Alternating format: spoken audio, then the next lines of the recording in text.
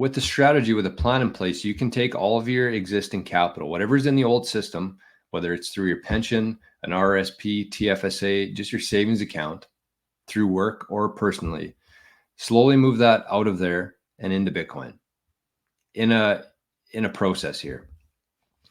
So let's start with watching Bruce. Like I said, I've seen a couple videos of this guy. I really like him. I don't know where he's from or what he does or anything, but I've seen a couple videos of his. And so we're going to show this. No, got to stop that.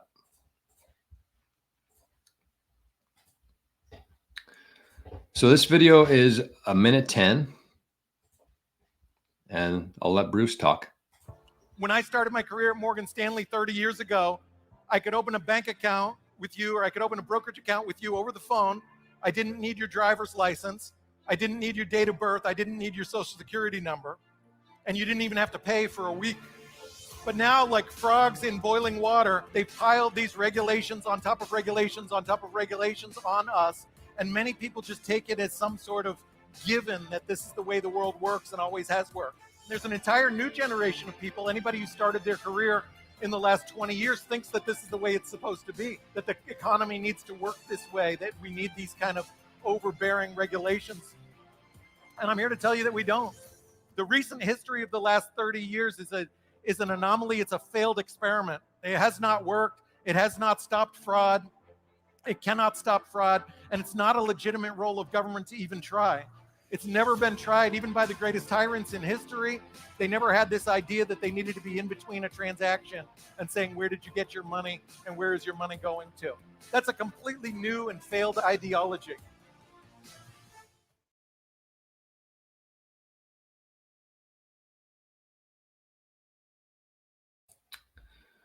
So that was Bruce talking about where we are, where we've gotten to somehow slowly. It just seems like the governments, the control structures, he called it a frog in boiling water, which is exactly right. They just make these very slow moves that just like take us from, I mean, you think about what he said there, going from, you could phone an advisor 30 years ago, you could phone them without any sort of ID, you could buy shares with that. And that's how it should be.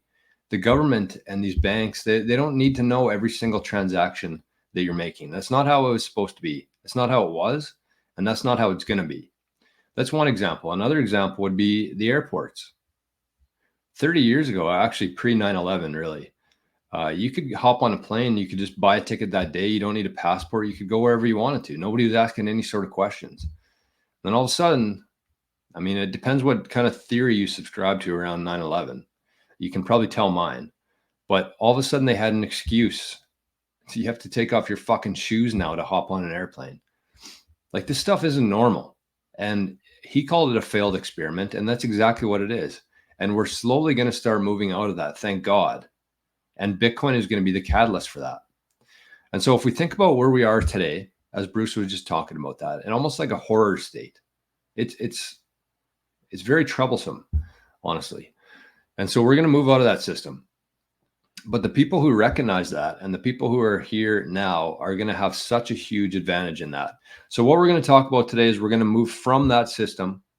We're going to take a few necessary steps over time, slowly, with a very low time preference here, and move out of that, where we control all of our assets.